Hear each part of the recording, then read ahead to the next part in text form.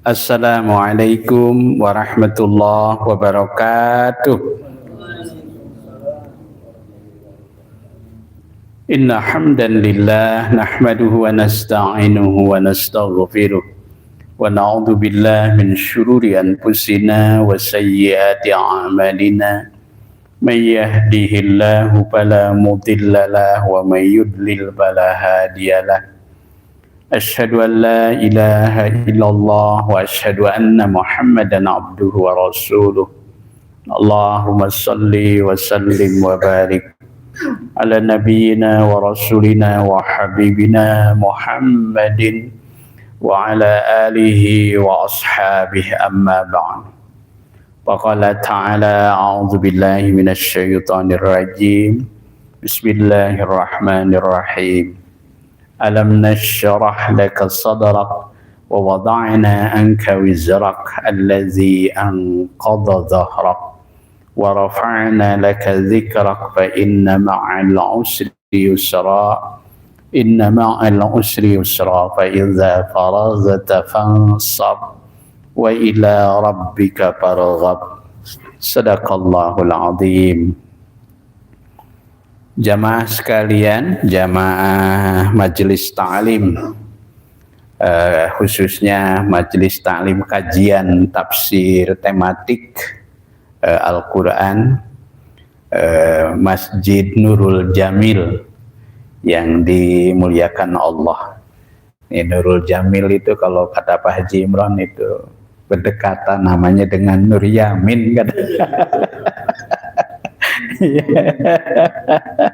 Alhamdulillah pada malam hari ini kita masih diberi umur, diberi kesehatan, juga keleluasaan. Mungkin kalau bahasa tema kita hari ini ke lapangan ya, untuk dapat bertemu kembali di majelis ini. Mudah-mudahan ini sebuah pertanda bahwa kita termasuk orang-orang yang sedang dibimbing ke jalan hidayah taufiknya Allah Subhanahu wa Ta'ala. Salawat dan salam semoga selalu tercurah limpah kepada panutan agung junjunan alam Rasulullah Sallallahu Alaihi Wasallam beserta keluarga dan para sahabatnya. Tadi pagi ya kalau tidak salah saya bagikan kajian saya di Masjid Fathul Bari itu, di Masjid Fathul Bari Rumah Sakit Muhammadiyah Bandung. Saya share ke Pak DKM juga ke Ibu Haja Pak ya. Dan hari ini ikut ya. Nah, kenapa? Karena ada sambungan dengan tema yang insya Allah akan kita bahas pada kesempatan ini. Di beberapa majelis memang saya sedang fokus membahas sebuah kitab. Ya, nama kitabnya Minhajul Abidin. Ya. Kitab terakhir yang ditulis oleh Hujjatul Islam Imam Ghazali. Itu menarik sekali itu kitab itu. Minhajul Abidin itu artinya jalan ahli ibadah, ya. Jalan para ahli ibadah. Bahkan selengkapnya kitab itu judulnya Minhajul Abidin ilal jannati rabbil alamin. Jalan ahli ibadah menuju surga Rabbul Alamin. Nah, di situ menarik itu beberapa poin bahkan saya sudah menuliskannya sebetulnya Pak DKM di PowerPoint itu. Jadi kenapa? Biasa, mangga. Mohon kayak kiranya. Maka kirang sergila.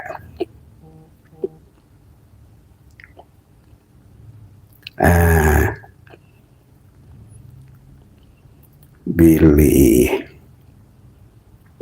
Nah, di sini disampaikan, coba ini.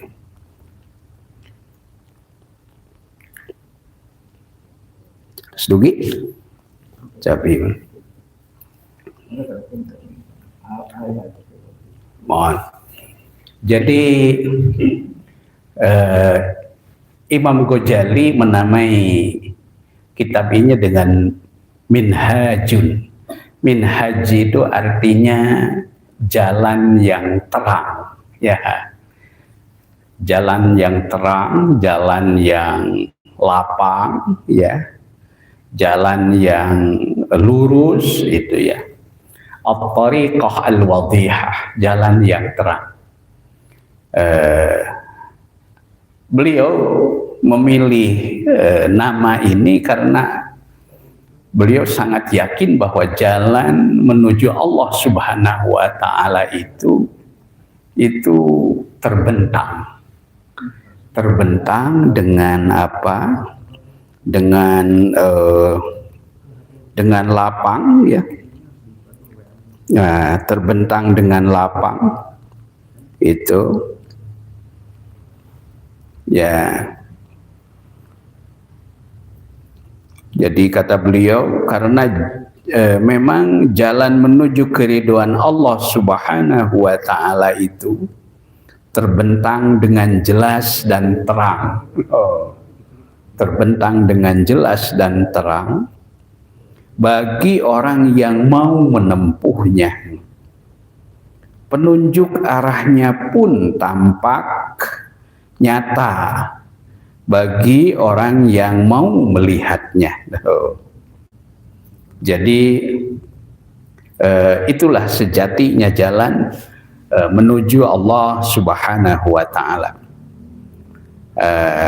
Namun di sini diberi catatan bahwa jalan menuju Allah itu terang, lapang, ya. Kemudian penunjuknya juga nyata, jelas, itu dengan syarat, ya, yaitu syaratnya dua. Pertama, lil qasidina, bagi orang yang sejak awal memang punya niat, ya, punya niat, punya tekad, punya maksud untuk menempuh jalan itu. Sebab kalaupun sebuah jalan nampak terang, jelas gitu, ya. Tapi kalau bagi orang yang tidak punya maksud, itu tidak berarti apa-apa. Jadi kata Al-Ghazali, pertama lil qasidina, bagi orang yang punya maksud. Yang kedua lin nauzirina, bagi orang yang mau memperhatikan, ya, tanda-tanda, rambu-rambu, aturan-aturan, yaitu dengan apa? Dengan seksama, gitu, ya, dengan seksama. Meskipun demikian, pada akhirnya juga harus mengakui bahwa yang punya otoritas sepenuhnya untuk menuntun ke jalan hidayah itu adalah otoritasnya ada pada Allah Subhanahu wa Ta'ala. Maka saya kemudian di situ beri pertanyaan, siapakah orang yang paling berpeluang mendapatkan hidayahnya itu, siapa? Nah, ternyata orang yang paling berpeluang mendapatkan petunjuk hidayah taufik Allah Subhanahu wa Ta'ala itu adalah mereka yang diberi kelapangan dada oleh Allah Subhanahu wa Ta'ala. Nah, di situ sambungannya, itu di situ, yaitu mereka yang diberi kelapangan dada, dikaruniai kebesaran jiwa. Kalau istilah bahasa Sunda mah kajembaran mana. Itulah orang yang paling berpeluang. Nah, Saya coba telusuri minimal ada tempat ayat yang menjelaskan tentang hal itu. Yang pertama di Al-Quran surat Al-An'am ayat 125.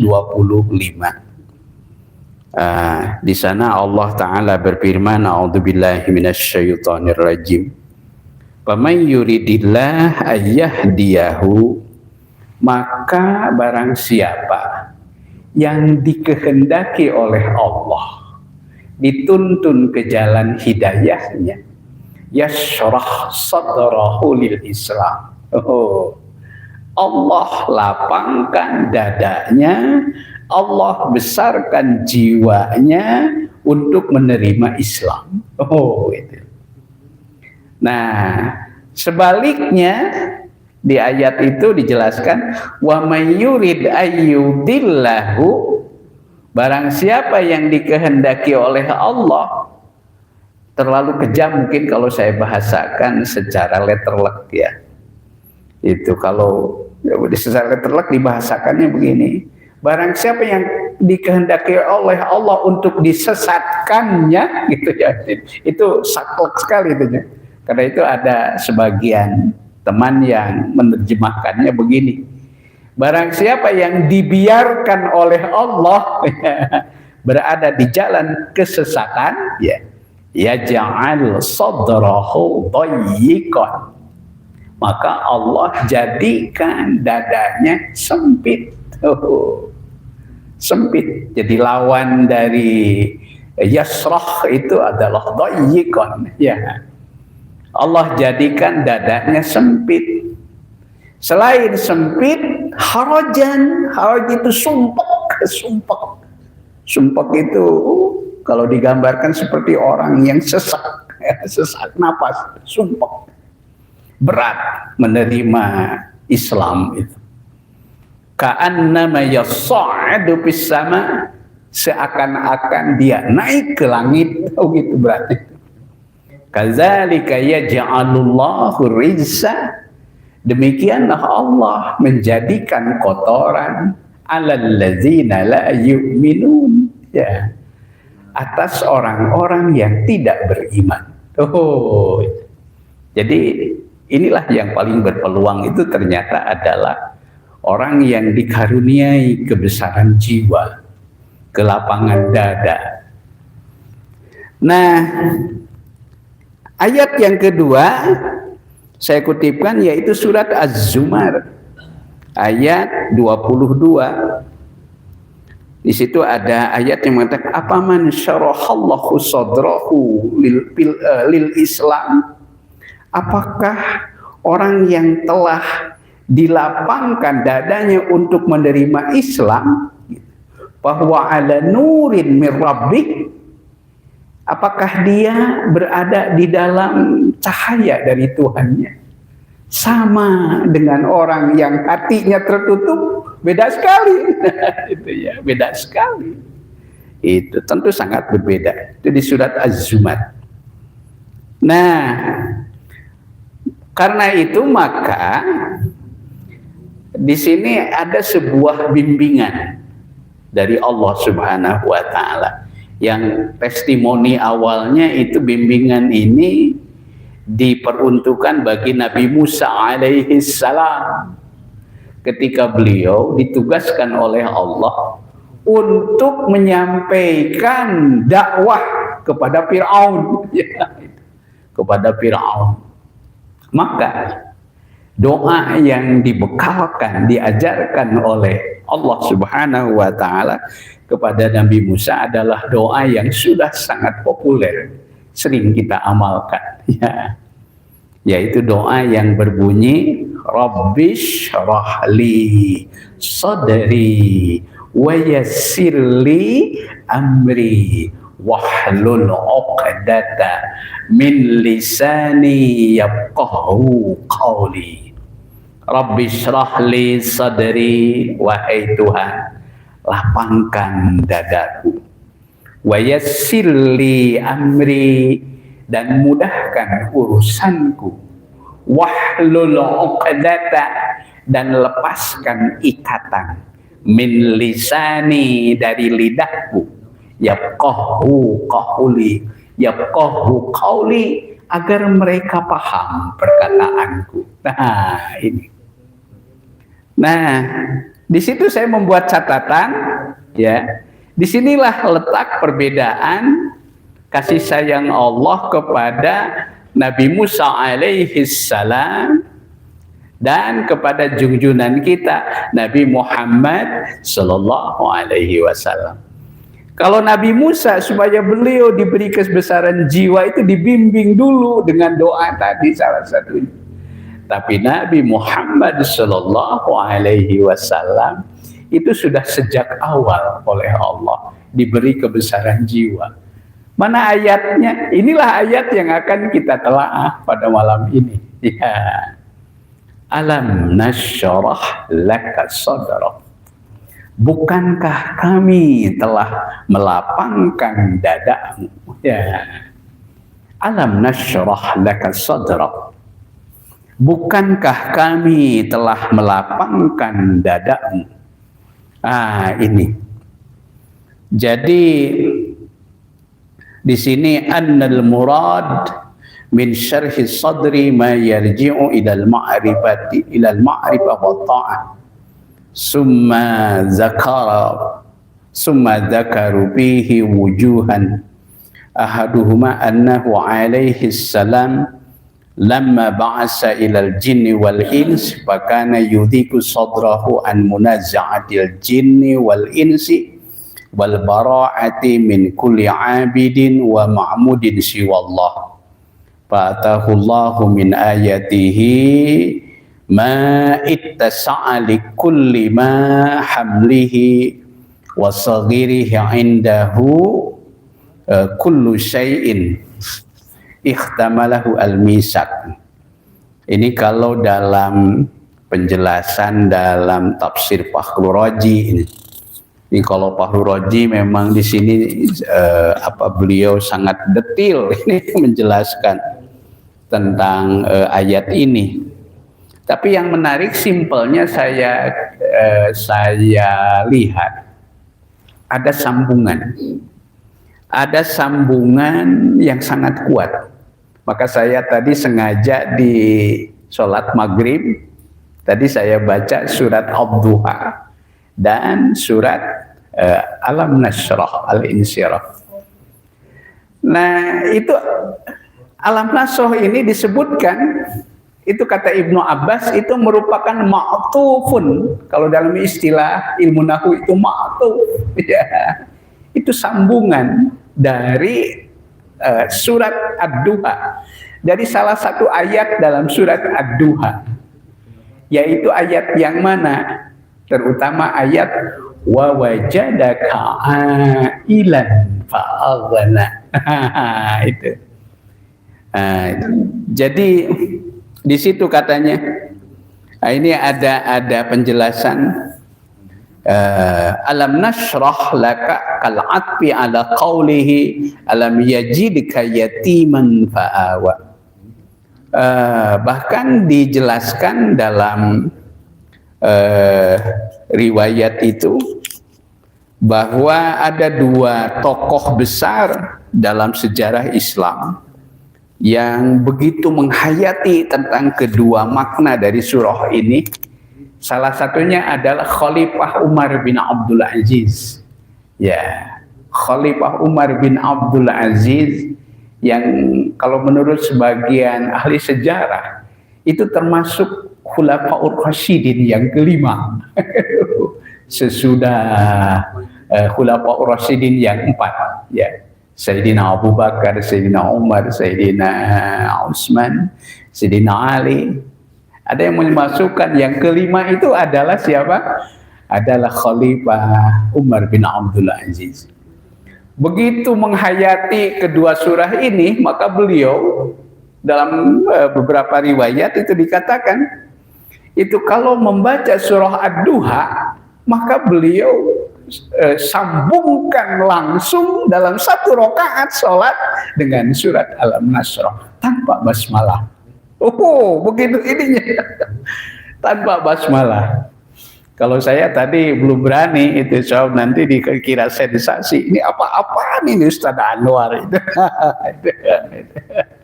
Nah, tapi setelah saya baca riwayatnya, itu ternyata itu Khalifah Umar bin Abdul Aziz itu karena beliau begitu sangat memahami, katanya sangat memahami kandungan makna dari kedua surah ini, maka beliau di dalam sholat itu sering membacanya dua surat itu dibaca sekaligus tanpa persambungan, tanpa perantaraan basmalah. Karena dari segi makna itu disepakati dalam riwayat Ibnu Abbas bahwa surat Al-Insyirah itu, Alam Nasroh itu merupakan sambungan terutama dari ayat Alam Yajidka Yatiman Fa'awa. Alam Yajidka Yatiman Fa'awa kan. Ini nih riwayatnya.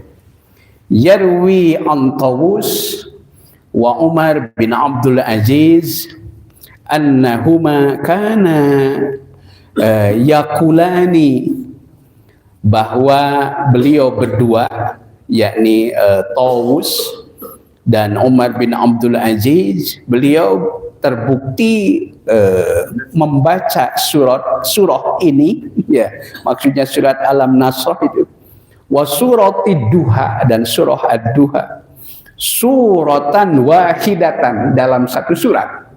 Dalam satu surat. Wa kana yaqra'u, dan beliau berdua itu terbukti membaca annahuma fi raq'atil wahidah, bahwa kedua surat itu dibaca dalam satu rakaat, ya. Wa ma kana yufassilani, dan terbukti beliau berdua itu tidak memisahkan bainahuma, di antara kedua surah ini, bismillahirrahmanirrahim, dengan lafaz bismillahirrahmanirrahim. Walladzi da'ahuma ila dalik huwa anna qauluhu ta'ala. Nah, apa yang membuat ya beliau berdua itu membaca demikian, itu anna qauluhu ta'ala, karena sesungguhnya firman Allah Ta'ala, alam nasyrah, kal'atbi, seperti sambungan, ala qaulihi, atas firman Allah, alam yajidka yatiman fa'awa, walaysa kadzalika li'annal awal kana nuzulihi, karena sesungguhnya yang pertama yaitu alam yajidka yatiman fa'awa kana nuzulihi, terbukti turunnya halal igtimamir rasul, ya itu dalam keadaan Rasul sallallahu alaihi wasallam, yaitu dalam keadaan igtimam. Apa itu igtimam? Dalam keadaan tertutup, ya. Artinya suasana perjuangannya itu apa ya, kalau bahasa sekarang itu namanya kuldesak, Pak. Ya, itu kuldesak itu. Kesana kemari itu beliau itu mengalami ketertutupan. Ke sini aksesnya ditutup, ke sini ditutup, ke sini ditutup gitu ya. Itu jejaringnya itu diputus, itu jejaringnya itu diputus. Betul-betul dalam keadaan al-igtimam, katanya gitu ya. Itu min ida'il kuffar. Nah, itu dalam keadaan ketika orang-orang kufar itu memperlakukan demikian secara buruk. Pakanat halun mihnatun, dan itu terbukti adalah keadaan mihnah, zaman mihnah, penuh dengan ujian.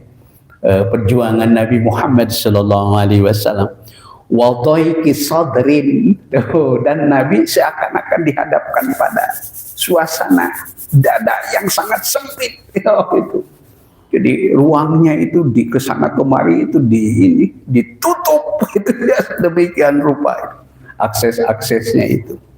Nah, disitulah. Nah, maka wasani yaqtadi ayyakuna maka turunnya alam nasroh ini adalah di sini menuntut satu bukti ya, halun nuzuli ya, yaitu keadaan ketika turun ayat alam nasroh lakal sadaq itu adalah munsyarihus sadri, di mana Rasulullah Shallallahu Alaihi Wasallam dalam keadaan justru saat itu dadanya sudah mengalami kelapangan. Jadi itu seakan-akan merupakan jawaban dalam situasi yang digambarkan di surat Ad-Duha. Alam yajidka yatiman fa'awa.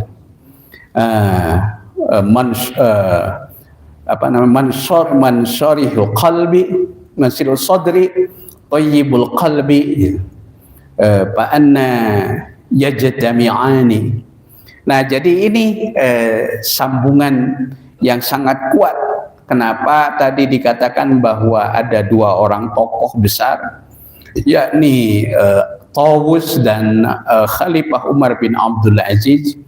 Nah, beliau itu sering menyambungkan kedua surah ini dibaca secara utuh ya, tanpa basmalah dalam satu rakaat. Baik. Nah, kita coba maknai secara harfiah. Alam nasyrah laka sadrak. Bukankah kami telah melapangkan laka bagimu? Nah, apa yang telah dilapangkan? Sadraka, dadamu. Di sini adalah istifham. Istifham anintifa'i syarhi ala wajhil inkar. Jadi di sini pertanyaan tidak untuk dijawab, tapi ini pertanyaan untuk mengingatkan ya. Mengingatkan sebuah pertanyaan yang tidak mungkin diingkari ya. Tadi disebut namanya istifham inkari. Itu alam nasyrah laka sadrak, bukankah kami telah melapangkan dadamu. Jadi untuk mengingatkan atas peristiwa sebelumnya di mana tadi digambarkan bahwa Nabi mengalami satu suasana kebatinan yang sangat sempit ya. Maka kemudian Allah melapangkan dadanya. Fa'abada isbatu syarhi wa ijabihi. Faka'annahu kila syarahna laka sadrak. Kami, kata Allah, telah melapangkan bagimu dadamu. Wa fi syahri sadri, dan di dalam pengertian lapang dada di sini kalau menurut penjelasan dari yang dikutipkan oleh Imam Fakhrur Razi ya dalam kitabnya ini, beliau menjelaskan, katanya ada dua penjelasan. Yang pertama,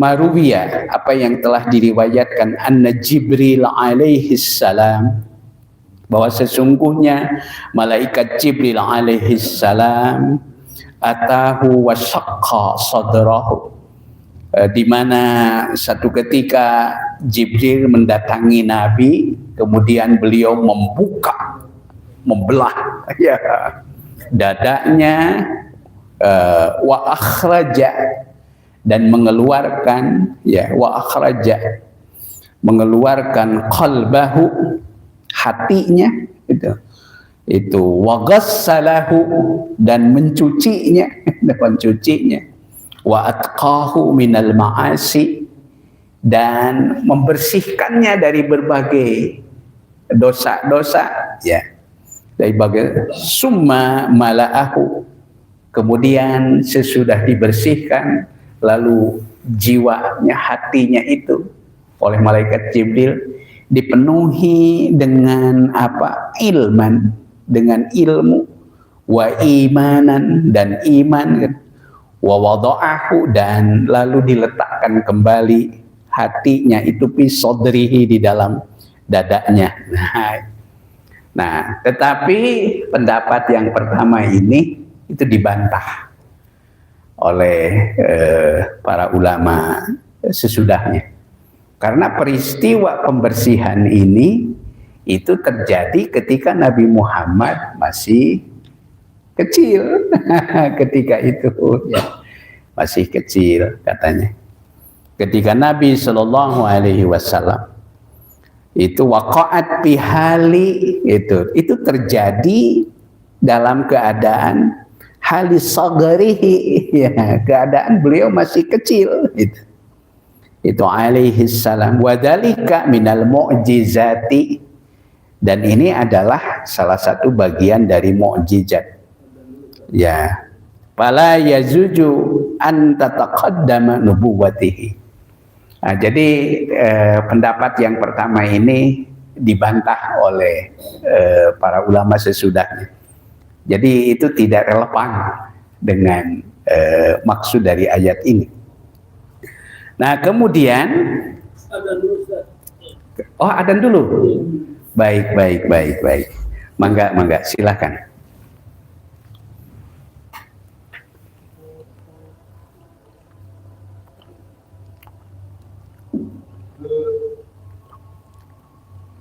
Allahu Akbar, Allahu Akbar. Allahu Akbar, Allahu Akbar.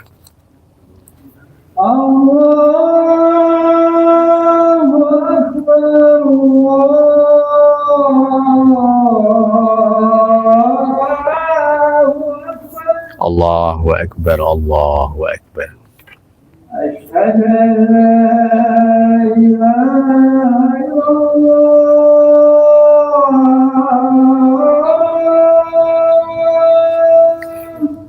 Asyhadu an la ilaha illallah. Asyhadu an la ilaha illallah.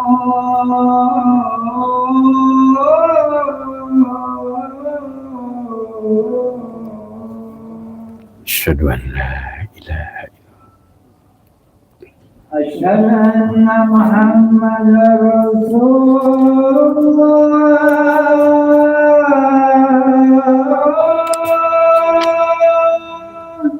Asyhadu anna Muhammadar Rasulullah. Asyhadu anna Muhammadar Rasulullah.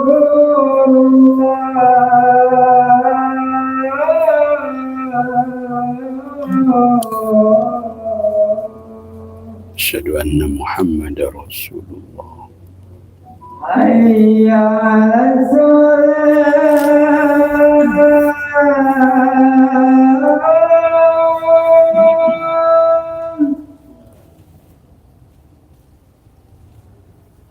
Hayya 'alas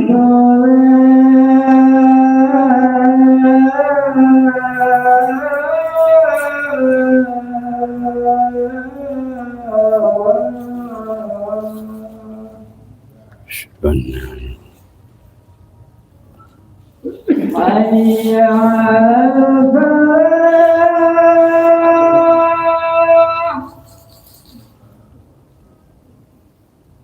Hayya 'alal falah.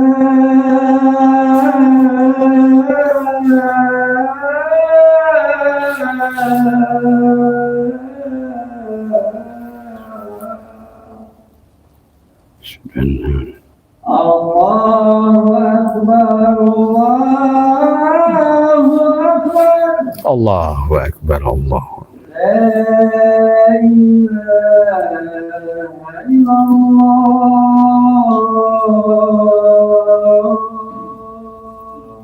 La ilaha illallah. Allahumma rabb hadhihi da'wati tammah wassalatil qa'imah ati Muhammadan al-wasilah wa ba'th maqama mahmudan alladhi wa'adtahu innaka la tulibul mi'ad. Jadi pendapat yang paling diterima oleh para mufassir yaitu annal murada min syarhi sadri, bahwa yang dimaksud dengan lapang dada di sini adalah dikembalikan, katanya maknanya mayarji'u ilal ma'rifati wa ta'ah, yaitu ketika seseorang dimudahkan, dilapangkan dadanya untuk menerima ma'rifat dan ta'at. Nah, ini sejalan dengan ayat yang nanti tadi saya bacakan. Jadi yang dimaksud dilapangkan dadanya itu adalah dilapangkan dengan ilmu dan ma'rifat. Ilmu dan ma'rifat. Jadi kalau nanti saya telusuri, ketika kita ingin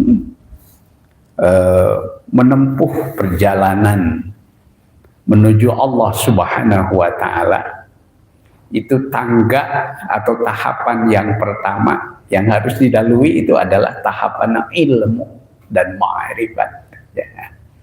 Jadi sejalan ini itu.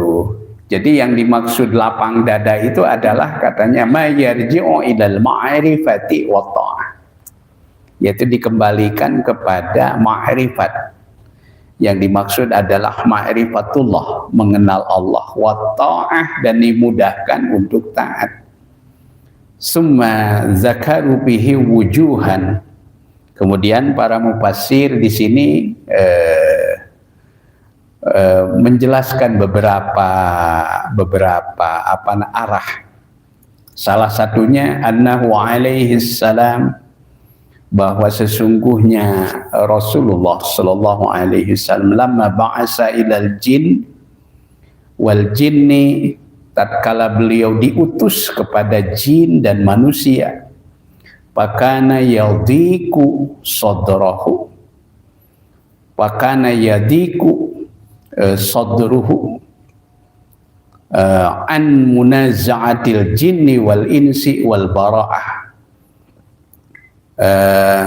Beliau itu merasakan satu kesempitan dadanya untuk munaza'ah, untuk munaja'ah dengan jin, ya, dengan jin dan manusia, wal bara'ah, dan membebaskan dari min kulli abidin wa ma'budin, dari setiap yang disembah dan diibadahi selain Allah. Jadi yang paling berat memang ketika Nabi menyampaikan dakwah di Mekah itu adalah ketika beliau hendak membebaskan manusia, ya, dari belenggu keberhalaan, ya. Maka tantangan dakwah Nabi yang paling berat kan disebut namanya tazkiyatun nafs, menyucikan jiwa-jiwa manusia dari berbagai unsur-unsur kemusyrikan dan keberhalaan yang paling berat. Min kulli abidin wa ma'budin siwallah, dari semua yang beribadah, dari setiap orang yang beribadah dan yang diibadahi, ya, selain Allah. Fatahullah, maka kemudian Allah Subhanahu wa Ta'ala mendatangkan kepadanya min ayatihi, dari ayatnya tadi, ma'ittasa', yaitu sesuatu yang melapangkan likulli ma hamlihi, ya, dari setiap perkara yang membebaninya dan mengecilkannya, indahu, ya, kulla syai'in ihtamal minal misak, wa dzalika bi anna akhraja an qalbihi jami'al humum. Nah, dan dengan demikian maka seakan-akan Allah mengeluarkan hatinya dari semua kegalauan, ya, semua kegalauan, humum itu hamun, keham-haman, kegalauan. Jadi Nabi itu dibebaskan setelah turun ayat ini itu dari semua kegalauan, ya, kegalauan. Wa ma taraka fihi, dan apa yang tertinggal di dalam illa hadal hammi al-wahid pamakana yakhturu bibalihi an-nafaqatu wal iyal wa ma yubali mimma yatawajjahu ilahi min idatihim hatta saru bi ainihi dunad dubab lam yajinnu khawpan min wa'idihim. Sehingga Nabi itu beliau diberikan satu kelapangan, ya, untuk menghadapi berbagai rintangan tadi, ya, itu tanpa ada rasa takut, ya, termasuk dari min wa'idihim, dari ancaman mereka. Jadi ini katanya wajib wabil jumlati fasyarah as-sadr ibaratun an ilmihi bi haqqaratid dunya wa kamalil akhirah wa nadhirihi qauluh. Ini tadi tersambung ini dengan firman yang saya sampaikan tadi, yaitu surah Al-An'am. Faman yuridillah ayyahdiyahu yashrah sadrahu lil Islam. Maka barang siapa yang dikehendaki oleh Allah dituntun ke jalan hidayahnya, niscaya Allah akan melapangkan dada orang itu untuk menerima al-Islam. Dan sebaliknya, wa may yurid ayyudillahu, barang siapa yang dikehendaki oleh Allah disesatkannya, yaj'al sadrahu dayyiqan harajan, niscaya Allah akan menjadikan dadanya sempit dan sumpek gitu.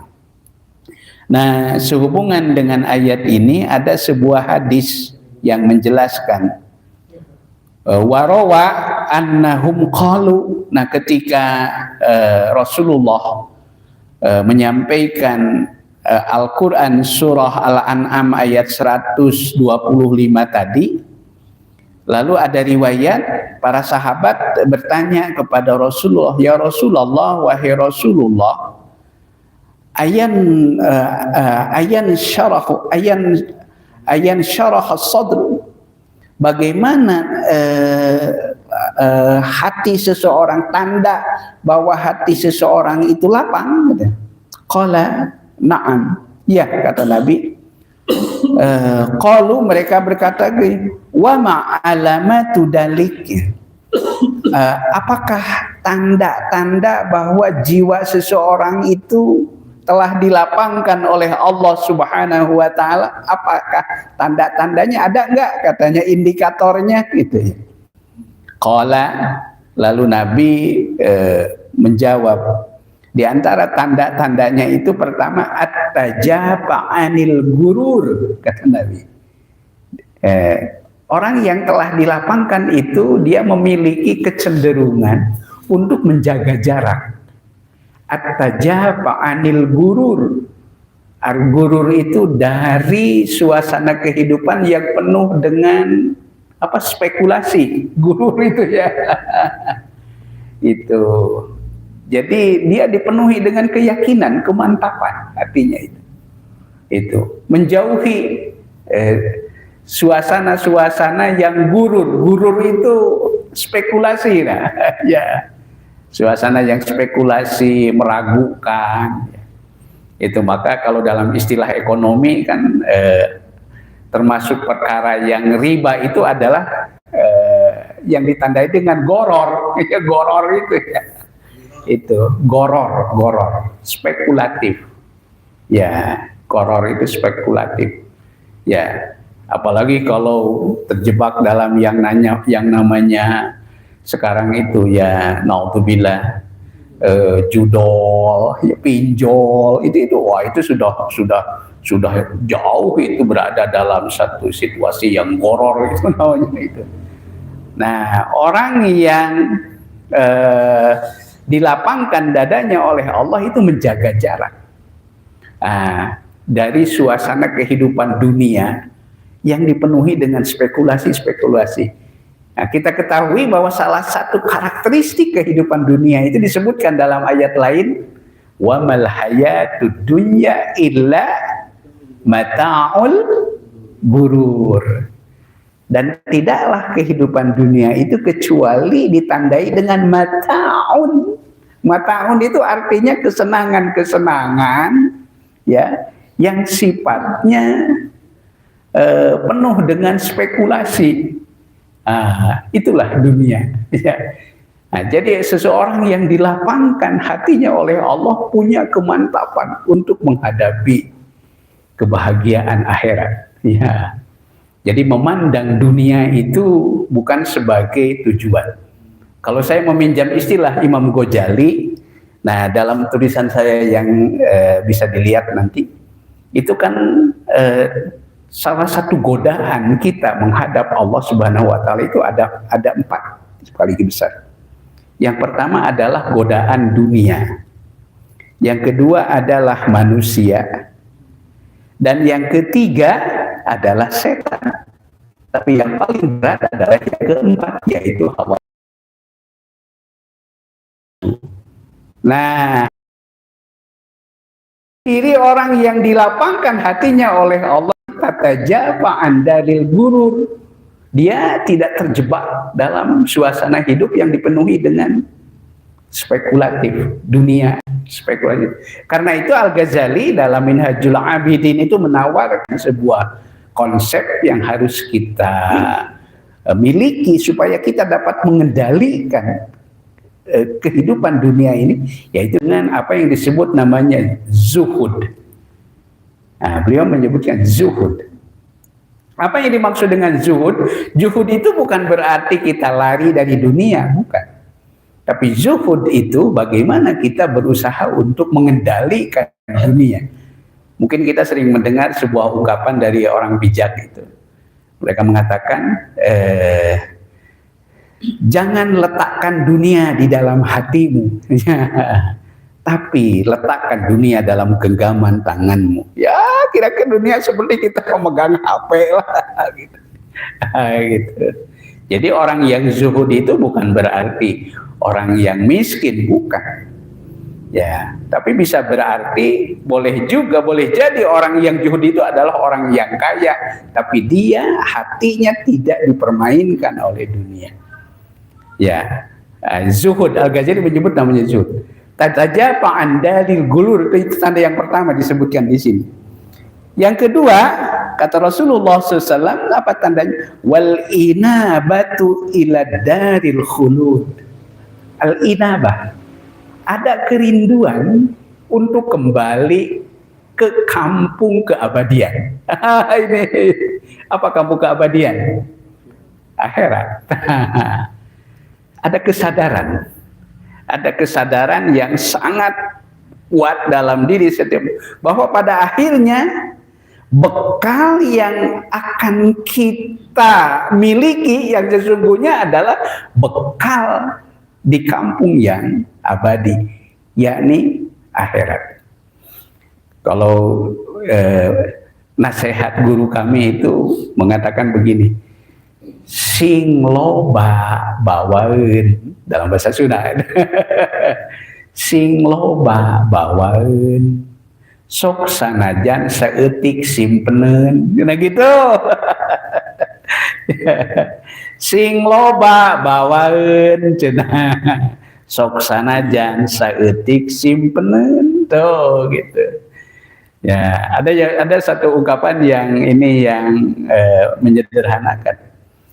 Kalau kita mau pergi ke luar negeri, ya itu, maka mata uang yang harus lebih banyak kita bawa adalah mata uang yang berlaku di luar negeri. Itu jangan terlalu banyak membawa mata uang yang hanya berlaku di dalam negeri, kira-kira seperti itu. Nah, ciri orang yang dilapangkan dadanya itu kata Rasulullah yang kedua adalah wal inabatu ila daril khulud. Ada inabah itu kerinduan untuk kembali. Kerinduan untuk kembali ke kampung keabadian. Kemudian yang ketiga ya. Yang ketiga wal i'dadul lil mauti. Wah, ini Masya Allah, ini lebih tajam ini. Dan mempersiapkan diri lil mauti untuk menghadapi al maut. Gusti Haji. Orang merasa nggak sebetah kene di dunia. Wal i'dadu lil maut kata Rasulullah. Dan mempersiapkan diri untuk menghadapi al maut qabla nuzulihi, sebelum kematian itu datang. Nah, wa tahqiqul qaul dan hakikat perkataan ini adalah an-sidqal imani billah, bahwa sesungguhnya kebenaran iman kepada Allah itu, wa wa'dihi dan janjinya, wa wa'idihi ya, dan ancamannya, yujabu lil insan. Ternyata nyambung sekali ini. Itulah hebatnya para ulama. Jadi kalau saya melihat para ulama dulu itu walaupun berbeda tempat, berbeda jarak, tapi ada resonansi yang sama, Pak. Ini saya lihat, Syekh Fahru Raji menuliskannya.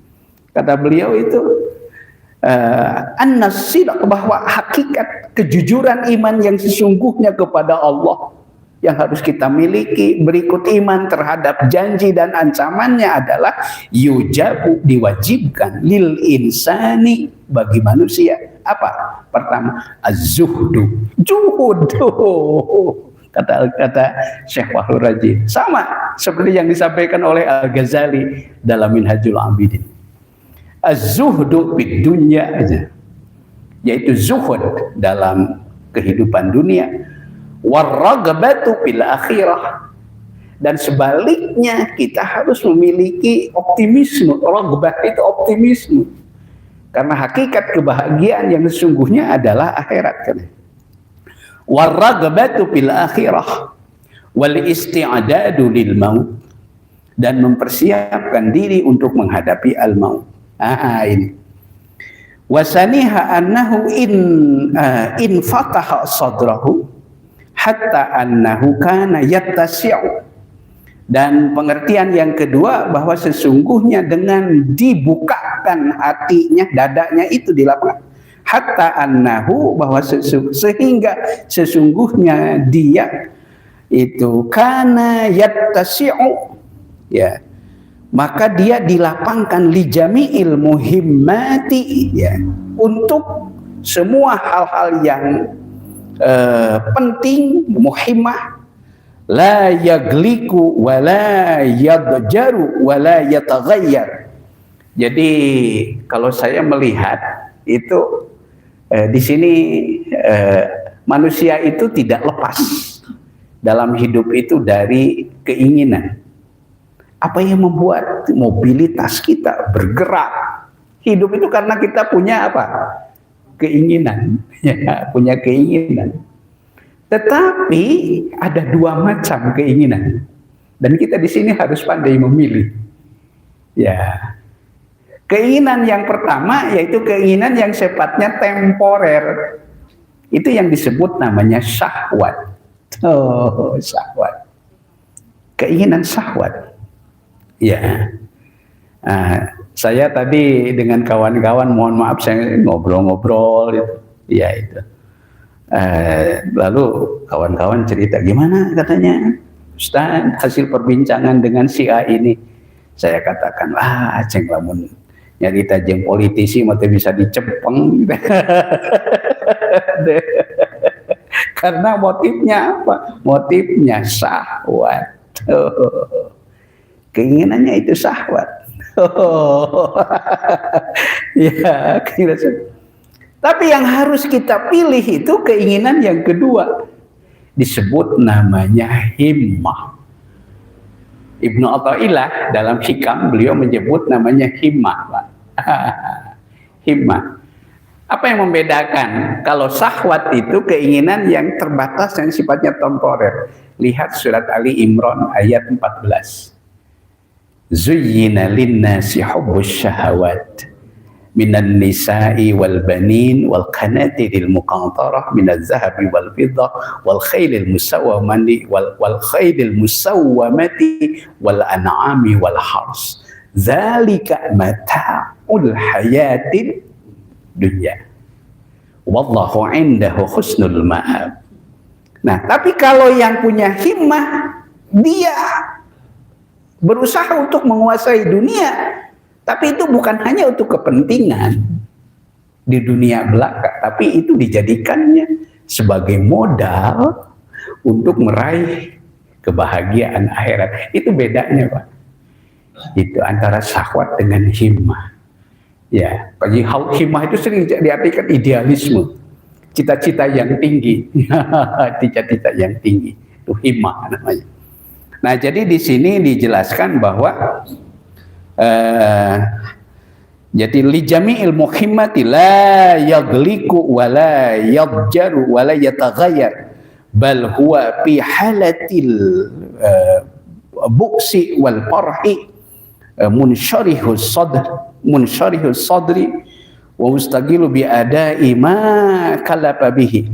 Jadi kalaupun dia jadi orang yang dilapangkan dadanya itu kalaupun dia disibukkan, itu disibukkan dengan apa yang menjadi tanggung jawabnya.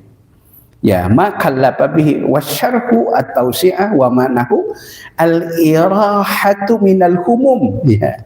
Dia memiliki satu relaksasi dari kehamaman. Ya, maka saya sering menyampaikan ada sebuah doa yang penting kita amalkan ini. Itu pertama, doa yang sudah sering Bapak dan Ibu amalkan. Allahumma inni a'udzubika minal hammi wal hazan wa a'udzubika minal azzi wal kasal wa a'udzubika minal jubni wal bukhli wal fashal. Kesananya wa min ghalabatid dain wa qahrir rijal. Nah, itu satu. Doa yang kedua, kita harus berlindung. Bayangkan, Rasulullah saja berlindung dari 4 hal ini. Itu, dari 4 hal ini. Apa doa yang Allahumma inni a'udzubika. Pertama, min qalbin la yahsya. Dari hati yang tidak khusyuk. Oh, Allahumma inni a'udzubika min qalbin la yahsya. Yang kedua apa? Wa min ilmin la yanfa'. Dari ilmu yang tidak membawa manfaat. Itu ciri ilmu yang membawa manfaat itu, walaupun ilmu kita tidak banyak tapi langsung membuahkan amal. Itu minimal itu ilmu yang mana wa min ilmin la yanfa. Nah, maka Nabi berlindung dari hal ini. Wa min ilmin la yanfa. Yang ketiga, yang ketiga doa Nabi selalu berlindung beliau. Wa min nafsin la yashba'.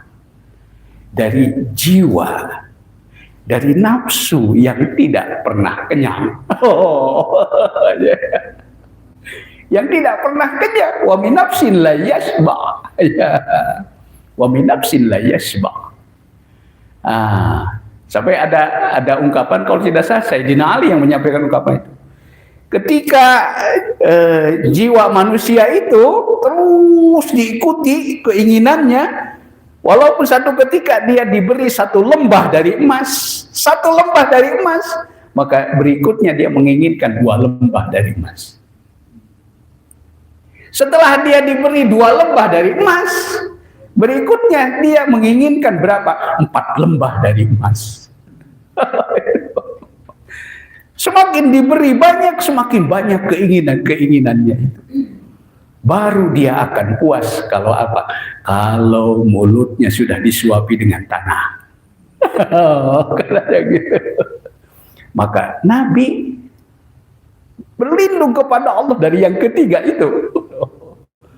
Wa min nafsin la yashba, dan dari jiwa yang tidak pernah kenyang. Dan yang terakhir apa? Yang terakhir yang Nabi sangat berlindung kepada Allah. Wa min du'ain la yustajabalah, dan aku berlindung padamu ya Allah dari doa yang tidak diijabah. Na'udzubillahi min. Ini saya kira jadi ciri orang yang dilapangkan dadanya itu yang merdeka. Itu terbebas, terutama dari 4 hal tadi.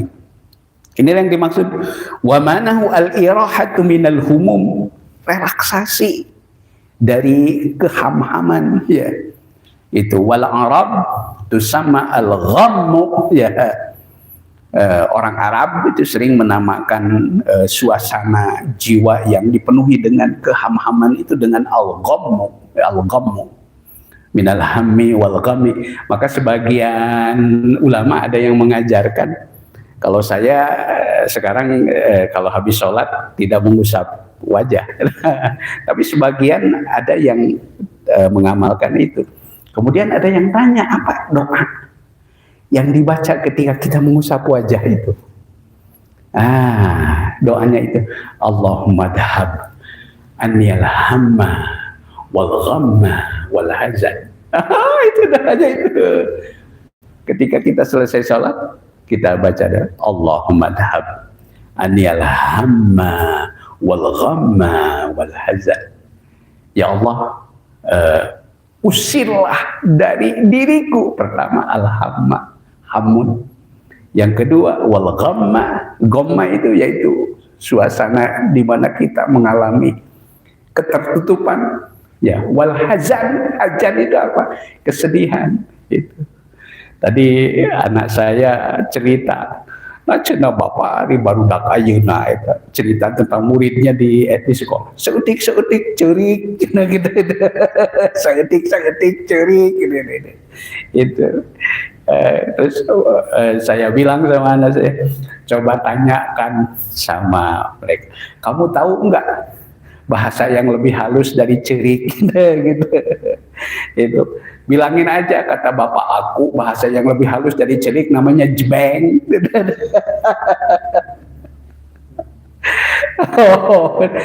Kadang-kadang orang sekarang itu cengeng, tapi apa yang disedihkan hal-hal yang tidak jelas. Hal-hal yang tidak jelas.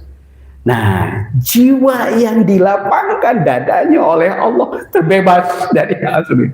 Minimal tadi terbebas dari yang terkandung dalam doa 8 itu ya. Itu ada 8. Allahumma inni a'udzubika minal hammi wal hazan wa a'udzubika minal azzi wal kasal wa a'udzubika minal jubni wal bukhli wal basri wa min ghalabati dain wa qahri rijal.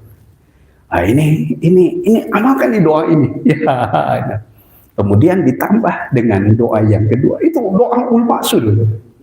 Allahumma inni a'udzubika min qalbin la yashfa wa min ilmin la yanfa wa min nafsin la yashba wa min du'ain la yustajabalah. Jadi katakan itu. Jadi orang Arab itu menamakan suasana kebatinan yang diliputi dengan hamun, gomun dan sebagainya itu disebut namanya suasana kebatinan yang dipenuhi dengan kesempitan dada. Itu kaqalihi. Nah, ini ada ayatnya yang walqad na'lamu, dan sungguh kami mengetahui annaka yadhiqu sadrak, sesungguhnya engkau wahai Nabi mengalami kesempitan hati. Jadi ketika berhadapan dengan kaum musyrikin Mekah yang tadi itu membuat beliau merasakan tidak bisa bergerak untuk mengembangkan dakwahnya. Maka kemudian Allah menganugerahkan kepadanya, yaitu apa? Alam nasyrah laka sadrak. Dibebaskan beliau dari suasana-suasana kebatinan minimal yang 8 tadi dan ditambah yang 4. Maka beliau kemudian dari situ diberikan kelapangan dada Dan inilah saya kira pelajaran penting bagi kita sekalian. Jadi target kita hari ini saya kira Pak DKM tidak harus tuntas surat Al-Insyirah. Ini kalau dibedah itu Masya Allah luar biasa itu. Ya kalau dibedah itu luar biasa itu. Tapi justru maknanya itu sangat yang paling penting saya kira. Jadi doa Rabbi shrah li sadri wa yassir li amri wahlul 'uqdatam min lisani yafqahu qawli. Ya, dulu saya ketika masih di Babus Salam itu mendapatkan ijazah doa dari Allahyarham Kiai Mukhtar Adam. Ketika kita mau membaca Al-Quran, Allahumma syrah bil Qur'ani sadri wasta'bil bil Qur'ani badani wa nawwir bil Qur'ani basari wa atlik bil Qur'ani lisani wa a'inni alaihi ma abqaitani fa innahu la hawla wa la quwwata illa bika. Allahumma syrah bil Qur'ani sadri, ya Allah lapangkan hatiku dengan Al-Quran. Wasta'mil bil Qur'ani badani, ringankan badanku untuk mengamalkan Al-Quran. Wa atlik bil Qur'ani lisani, pasihkan lidahku untuk melafalkan Al-Quran. Allahumma sholli wastabil wa a'inni alaihi ma abqaitani, dan tolonglah aku untuk dapat untuk dapat hidup ya dengan Al-Quran, dengan kemujizatan Al-Quran. Fa innahu la haula wa la quwwata illa billah. Jadi kesimpulannya sementara saya kira kajian kita malam hari ini bahwa kelapangan dada adalah salah satu ciri utama di mana seseorang insya Allah Ta'ala dia mendapatkan hidayah taufik Allah Subhanahu Wa Ta'ala. Mudah-mudahan kita sekalian ya, termasuk orang-orang yang dikarunia oleh Allah Subhanahu Wa Ta'ala kelapangan dada. Ya. Sebelum diakhiri, silakan kalau ada pertanyaan barangkali. Mangga silakan.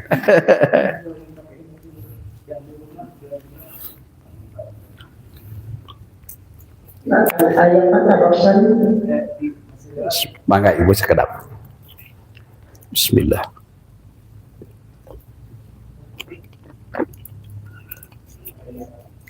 Sekedap Ibu ya ayah jamaah di paling tiga banyak.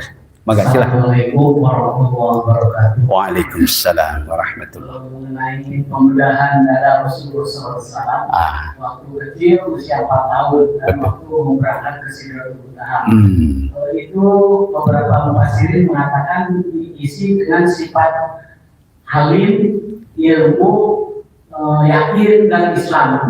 Apa itu yang diisikan itu waktu kecil atau berangkat ke Sidratul Muntaha? Oke, oh subhanallah, luar biasa. Kalau saya melihat kedua-duanya, waktu kecil itu jelas itu merupakan modal awal. Nah, kemudian ketika akan Isra Mi'raj itu adalah apa ya namanya penguatan, penguatan. Karena apa? Karena beliau akan dihadapkan pada satu pengalaman ya spiritual yang sangat dahsyat, yang mungkin bagi orang-orang biasa itu tidak akan mampu untuk menghadapinya. Maka pentiumnya dinaikkan. Kalau ngambil istilah sekarang apa namanya Pak?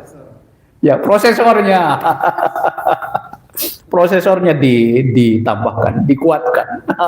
Itu ya. Kira-kira begitu, saya kira ya. Wallahu ta'ala. Mangga Ibu silakan Bu. Assalamualaikum warahmatullahi wabarakatuh. Waalaikumsalam warahmatullahi. Apakah masalahnya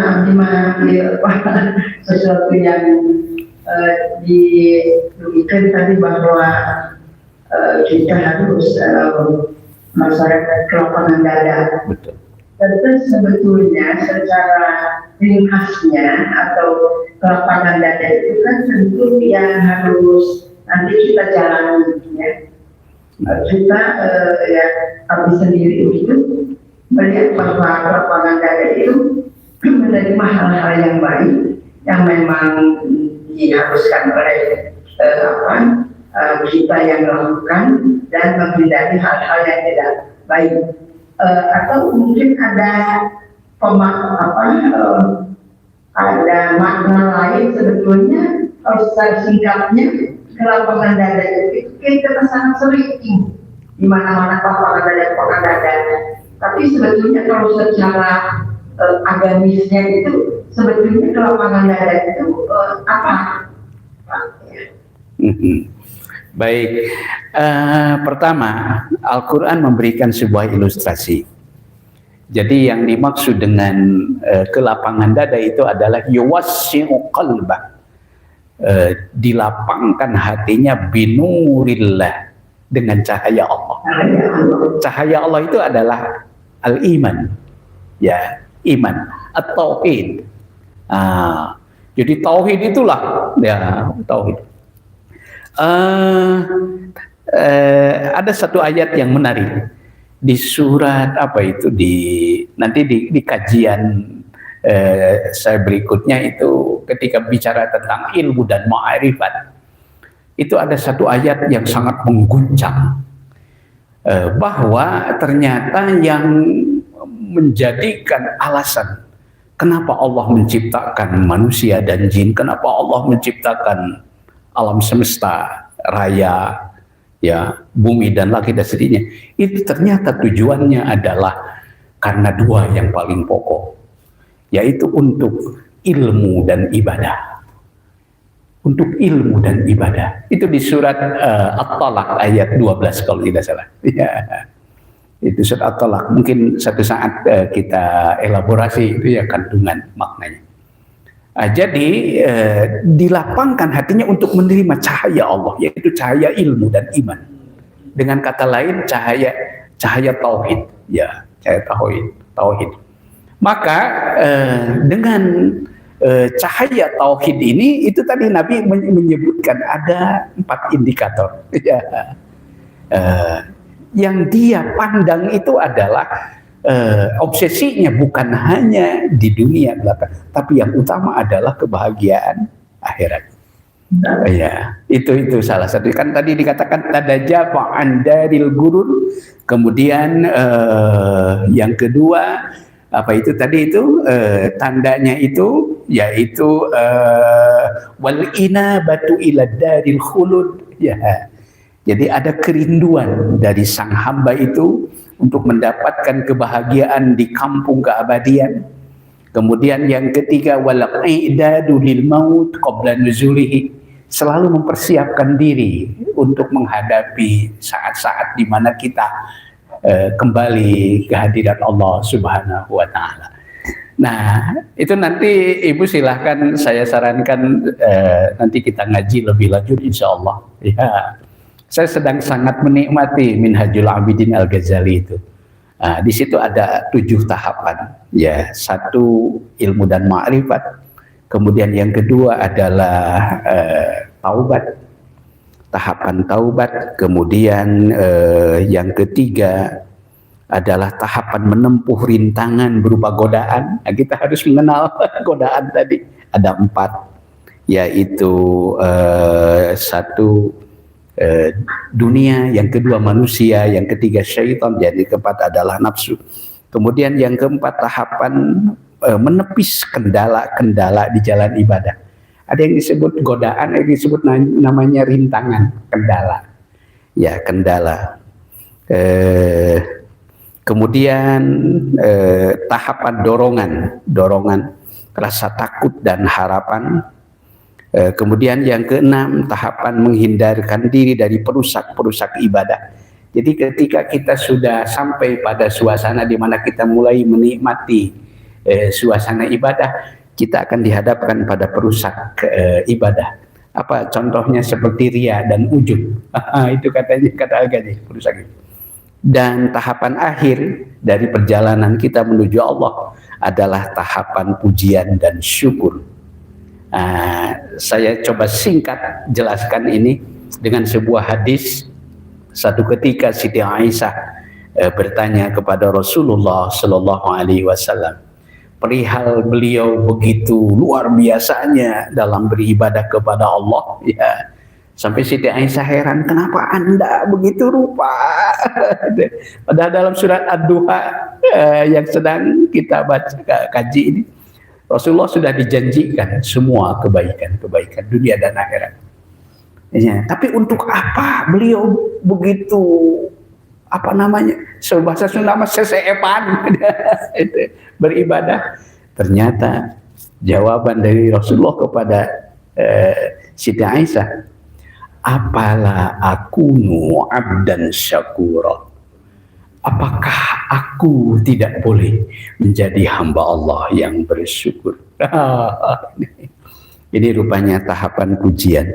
Jadi saya kira Ibu tadi kesimpulannya bahwa orang yang dilapangkan dadanya, pertama tentu dia diluaskan dengan nur ilahi, ya, yaitu nur ilahi itu adalah cahaya ilmu, cahaya tauhid, cahaya ma'rifatullah, itulah cahaya ilmu.